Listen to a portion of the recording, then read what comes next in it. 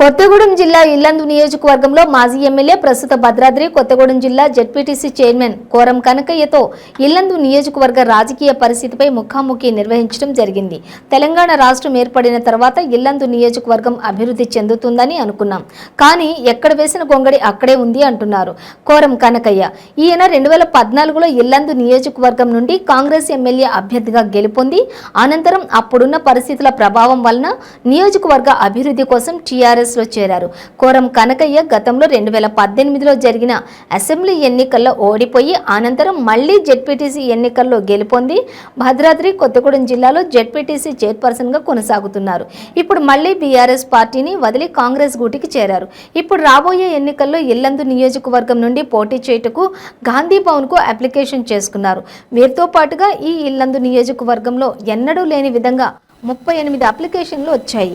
ఈ 38 మందిలో కాంగ్రెస్ పార్టీ నుండి టికెట్ ఎవరికి వస్తుందో అనే దానిపై కోరం కనకయ్య సందిగ్ధంలో ఉన్నారు. ఇల్లందు నియోజకవర్గంలో అభివృద్ధి ఏ విధంగా ఉంది, ఏ విధంగా అభివృద్ధి ఉంది, అసలు అభివృద్ధి ఉందా లేదా, తనున్న కాలం నాటికి నుండి ఇప్పుడున్న పరిస్థితులకు ఏ విధంగా ఉన్నాయి తనని అడిగి తెలుసుకున్నాం. నేను మాత్రం రైతాంగానికి ప్రతి ఎత్తున నేను నిధులు ఇచ్చాను ఒక మరి ప్రగల్భాలు పలికేటువంటి పరిస్థితిలో ప్రభుత్వం ఉంది, కానీ ఎలాంటి రైతాంగాన్ని మాత్రం ఆదుకున్న పరిస్థితులు లేవు. ఎందుకంటే గతంలో కాంగ్రెస్ గవర్నమెంట్ ఉన్నప్పుడు రైతాంగానికి రుణమాఫీ ఇచ్చింది, నీళ్ళు ఇచ్చింది, అన్ని మాఫీలు, సబ్సిడీతో పాటు గింజలు ఇచ్చే కార్యక్రమం, సబ్సిడీతో పాటు ఎరువులు ఇచ్చే కార్యక్రమాలు కూడా ఆ ప్రభుత్వం చేసింది. ఈరోజు అలాంటి మరి బడ్జెట్ ఎంత తెచ్చారో తెలియదులే, కానీ అలాంటి కార్యక్రమం మాత్రం బీఆర్ఎస్ ప్రభుత్వం లేవు.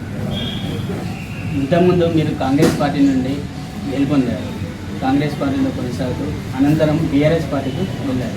ఇప్పుడు మీరు కాంగ్రెస్ పార్టీకి వచ్చిన తర్వాత గడప గడపకు కోరం అన్న నిదానంతో వెళ్తున్నారు. ప్రజల్లో మీకు ఏ విధంగా ఆదరణ ఉందనుకున్నారు? నేను ముందుగా చూసినట్టయితే ప్రజల నుంచి వ్యతిరేకత భావన వస్తుందని చెప్పి అనుకోవడం జరిగింది, కానీ అలాంటిది ఏం లేదు. కాంగ్రెస్ పార్టీకి మంచి చక్కటి స్పందన ఉంది. ప్రతి గడపలో కూడా తెలంగాణ రాష్ట్రంలో ఒకసారి కాంగ్రెస్ ప్రభుత్వం ఏర్పాటు చేసుకుంటేనే మరి ఈ ప్రాంతం పెద్ద ఎత్తున అభివృద్ధి చెందుతుంది.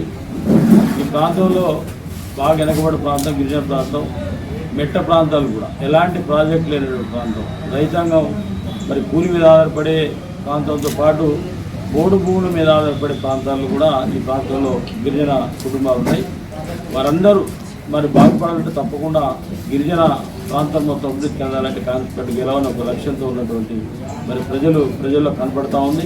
ప్రతి గడపలో కూడా అమ్మ, చెల్లె, అక్క మరి మీరు కాంగ్రెస్ పార్టీ గెలిపించాలి, ఆశీర్వదించాలని తప్పకుండా బిడ్డ మీరందరూ కూడా కాంగ్రెస్ పార్టీ శ్రమపడుతూ తప్పకుండా గెలిపిస్తామని చెప్పి ఒక చక్కటి నినాదం ప్రజల్లో కనపడతా ఉంది.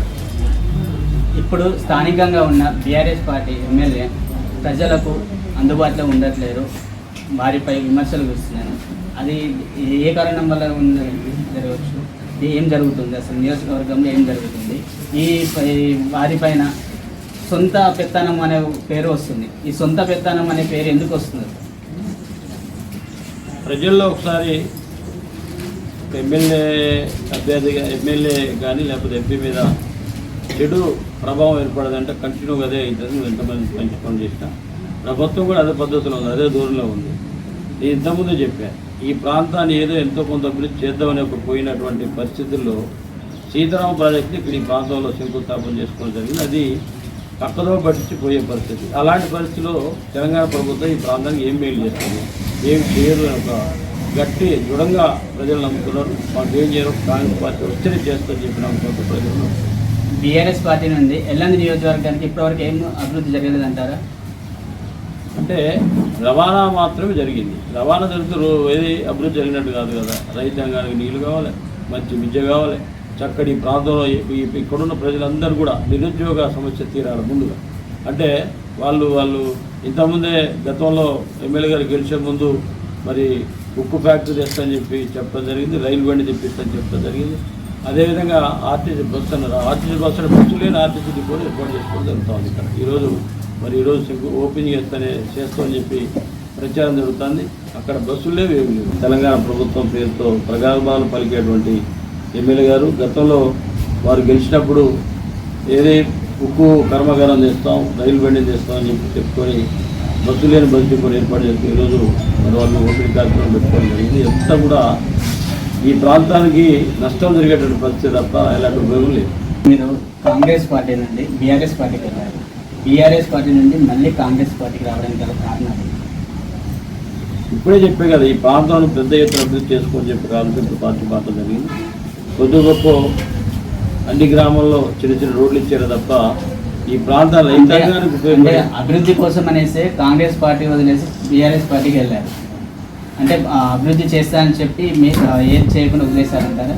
అంతే కదా, ఏది చేయటం కాదు, ఉన్నటువంటి వచ్చినటువంటి ప్రాజెక్ట్ని తిరిగి వాపసు తీసుకుపోయారు, వేరే ప్రాంతానికి మళ్ళించి. ఈ ప్రాంతంలో అంతా గిరిజన ప్రాంతాల్లో పేద రైతాంగం ఉన్నది. కొద్ది గొప్ప 2 ఎకరాలు 3 ఎకరాలు ఉన్నటువంటి బీడు భూములు సాగు చేసుకుని రైతులు బాగుపడతారు ఒక ఆలోచనతో పోయి ఏదైతే ఈ నియోజకవర్గంలో ఆ ప్రాజెక్టు సీతారామ ప్రాజెక్టు శంకుస్థాపన చేసుకున్న తరుణంలో అది 2018 ఎన్నికలు ఓడిపోయిన తర్వాత వెంటనే అది మార్చి వేరే ప్రాంతానికి తరలించే కార్యక్రమం చేశారు ప్రభుత్వం. కాబట్టి దాన్ని తీవ్రంగా ఖండిస్తున్నాం. ఇప్పుడు ప్రస్తుతము ఈ నియోజకవర్గం కాంగ్రెస్ పార్టీ పరిస్థితి ఏ విధంగా ఉంది? ఇన్ని వర్గాలు కారణాలు ఏంటి?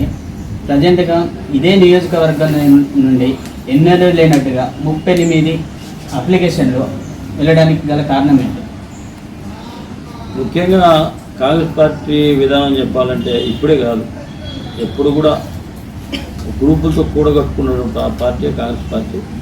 సమయం వచ్చినప్పుడు అందరూ ఎక్కువవుతారు, ఒకే తాటిపై నడిచేటువంటి పార్టీ కాంగ్రెస్ పార్టీ. గ్రూపులు ఉండొచ్చు, 40 మంది 50 మంది ఒకరికే టికెట్ వస్తుంది, అందరూ కలిసి ఒకరికే పనిచేస్తారు. ఇప్పుడు ప్రస్తుతం చూస్తున్నాము, జిల్లా వ్యాప్తంగా చూస్తున్నాము, ఒకరి ప్రోగ్రాంకి ఇంకొకరు రాలేని పరిస్థితి ఉంది. ఇప్పుడు పొంగులేటి ప్రోగ్రాంకి కానివ్వండి, రేణుకా చౌదరి ప్రోగ్రాంకి కానీ, లేకుంటే ఇది వచ్చేసి జిల్లా అధ్యక్షుల ప్రోగ్రాంకి కానీ ఒకరికొకరు కలవకుండా వారి ప్రోగ్రానికి వీరు వెళ్ళకుండాని తనలు కనిపిస్తారు. దీనిపైన మీరేమంటారు? అలాంటిది ఏమి లేదు. ఇప్పుడు ఎవరికి వాళ్ళు ఫిక్స్ అయిపోతారు, ఈ పనికి మీరు వెళ్ళాలి, ఈ పనికి వీటి వెళ్ళాలి. తలొక పని చేసినప్పుడు పార్టీ బలోపేతమైంది తప్ప ముక్కుమ్మడికి అందరు కలిసి ఒకే జిల్లాకు వస్తే మిగతా ప్రాంతాన్ని కూడా చూసేటువంటి క్యాడర్ ఉండాలి. ఉన్నప్పుడే పార్టీ బాగుంటుంది. మొన్న జరిగిన భద్రాద్రి కొత్తగూడెం జిల్లా నుండి కొత్తగూడెం నియోజకవర్గంలో రేణుకా చౌదరి పర్యటన జరిగింది. ఆ పర్యటనకు మిగతా వారు ఎందుకు రాలేదు? ఒకరికొకరు టైమింగ్స్ కుదరవు కదా. టైమింగ్స్ కుదరాలంటే ఒక 4 రోజుల ప్రోగ్రాం ఒక్కనే పెట్టుకోవాలి. అందుకే ఎవరి ప్రోగ్రాం వాళ్ళకి పీసీసీ డిసైడ్ చేసి పెడుతుంది. ఈ జిల్లాలో మీరు పనిచేయాలి, మీరు పోవాలి. ఎవరికో 4 దిక్కులు పోతే పార్టీ ఎక్కువ బలోపేతం.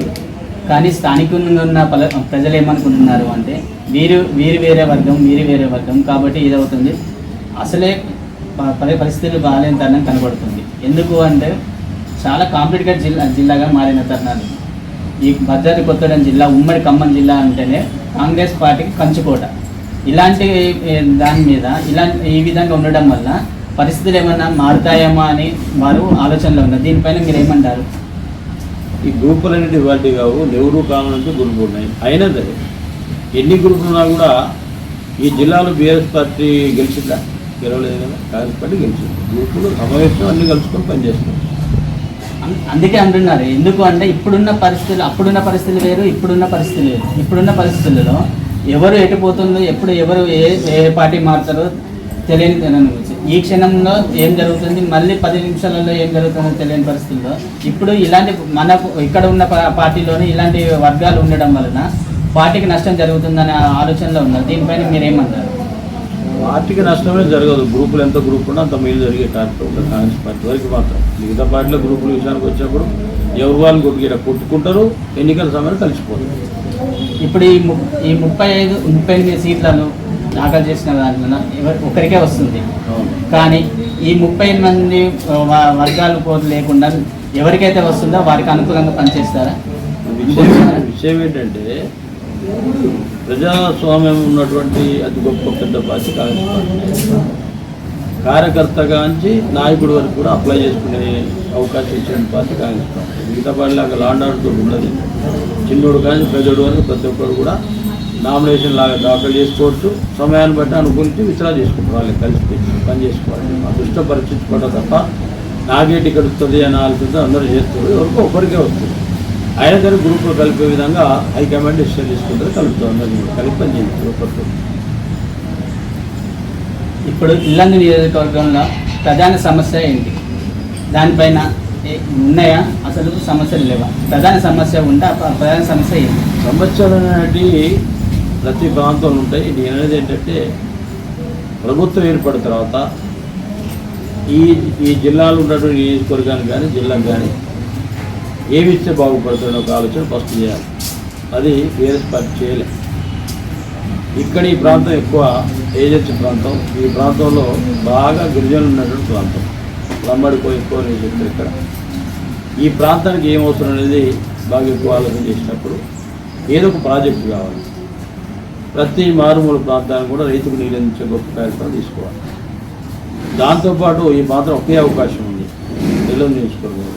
అదేంటి, ఉక్కు పరిశ్రమ పెట్టుకుంటే కొద్ది గొప్ప గిరిజన ప్రాంతంలో ఉన్నటువంటి విద్యావంతులైన విద్యార్థులతో పాటు అందరూ బాగుపడే అవకాశం వస్తుందని ఒక ఆలోచన. ఈ రెండింటి మీద పనిచేసినప్పుడే ఈ ప్రాంతానికి ఏదో ఒక మేలు చేసినట్టే. ఇది గిరిజన ప్రాంతానికి, గిరిజనులు, ఆదివాసులు, లంబాడీలు, వీరితో పాటు ఈ ప్రాంతం నివసించే బీసీలు, వీళ్ళందరికీ 3 కులాలు ఇక్కడ ఎక్కువ ఉంటాయి. వీళ్ళు బాగు చేయాలంటే ఈ 2 పనులు చేయాలి. ప్రతి ఎకరాకు నీరు అందియాలి. ఏదో ఒక కుటుంబంలో ఉద్యోగం ఉండాలి. ఉద్యోగం ఉండాలంటే మనకున్న అవకాశం అయితే ఒకటే ఉంది, ఏది ఉక్కు పరిశ్రమ. దాన్ని నిర్మాణం చేసుకుంటే ఇది. ఇప్పుడు జరగబోయే ఎన్నికల్లో కాంగ్రెస్ ప్రభుత్వం వస్తే ఇల్లందు నియోజకవర్గం నుండి ఉక్కు పరిశ్రమను మీరు దానిపైన పోరాటం చేస్తారా, లేదు అంటే హైకమాండ్ నుండి చేపిస్తారనుకుంటున్నారు? ఇది ఒక రాష్ట్ర ప్రభుత్వం ఏర్పాటు చేసినటువంటి పరిశ్రమ కాదు. కేంద్ర ఉన్నటువంటి పార్టీ ఏదైతే ఏర్పాటు చేసుకుంటారో ఆ ప్రాంతం సపోర్ట్తో చేసేటువంటి పరిశ్రమే ఈ ఉక్కు పరిశ్రమ తప్ప ఈ రాష్ట్రంలో మరి తెలంగాణ ప్రభుత్వం కానీ కాంగ్రెస్ ప్రభుత్వం కానీ కేంద్రంతో సంబంధం ఎవరికైతే ఉంటుందో వాళ్ళు ఈ పరిశ్రమ ఏర్పడే అవకాశాలు ఎక్కువ. బీజేపీ పార్టీ వాళ్ళు కేంద్రం సహకరించలేదు, దానివల్లనే ఉక్కు పరిశ్రమ ఆగింది అని చెప్తున్నారు. దానిపైన మీరు ఏమంటారు? ముఖ్యమంత్రి అనే వ్యక్తి బీజేపీ దగ్గర పోయి కొట్టాడి తెచ్చే బాధ్యత ఎవరికి ఉంటుంది? ముఖ్యమంత్రికి ఉంటుంది. మరి మనం ఇళ్ళకెళ్ళి కదలం కదా, గడ్లకెళ్ళి కదిలినప్పుడే ఏదో పనులు అయితే మేమున్నాం, ఇల్లు తిరుగుతాం, అవసరం అది. పార్టీని బతికించుకోవాలని తిరగాలి. మరి రాష్ట్రాలు కావాలంటే ఏదో ఒక పరిశ్రమ తేవాలంటే ఢిల్లీకి పోవాలి, కూర్చోవాలి. ప్రధానమంత్రులు పార్టీ వేరే పార్టీలు కూడా పోతాను కదా, పోయి తెచ్చుకునే బాధ్యత ఎవరిది? ముఖ్యమంత్రి కాదు. మరి అది చేయనప్పుడు అవసరం లేదు కదా. తెలంగాణ దాచుకుంది ఈ ప్రాంత ప్రజలను కాపాడటానికి ఏదో ఒక పరిశ్రమ తేవాలి. నువ్వు హైదరాబాద్ చుట్టూ వచ్చేటి అన్ని తెచ్చినట్టు సరిపోతా, ఈ ప్రాంతం తెచ్చినప్పుడే గొప్ప. తెలంగాణ రాష్ట్రంలో కాంగ్రెస్ పార్టీ వస్తే మీరు వస్తుంది అనుకుంటున్నారా, రాదనుకుంటున్నారా? అసలు దీనిపైన మీరు ఏం 100-200 పాళ్ళు కాంగ్రెస్ ప్రభుత్వం ఏర్పాటు చేసుకుంటుంది ప్రాంతం తెలంగాణ రాష్ట్రంలో.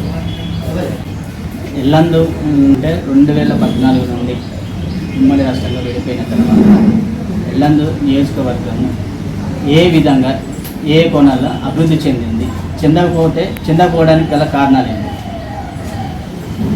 ప్రభుత్వం తీసుకుంటే కొద్ది గొప్ప కాంగ్రెస్ ప్రభుత్వం చేసినటువంటి కార్యక్రమం తప్ప తెలంగాణ ప్రభుత్వం వచ్చిన తర్వాత ఏమి అభివృద్ధి జరగలేదనేది మనం గంటపదంగా చెప్పాలి. ఎందుకంటే నేను కూడా దాంట్లో కొద్ది రోజులు పనిచేసి ఇప్పుడే చెప్పే 2 ఉదాహరణలు.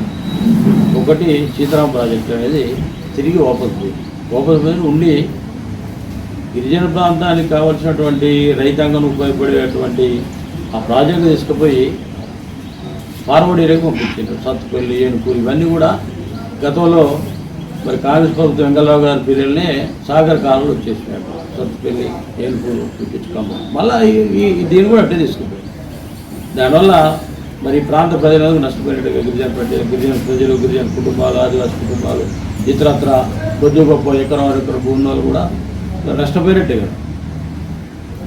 ఇప్పుడు మా 95 ఛానల్ ద్వారా ఇల్లందు నియోజకవర్గ ప్రజలకు మీరు ఏమైనా చెప్దాం అనుకుంటున్నారా?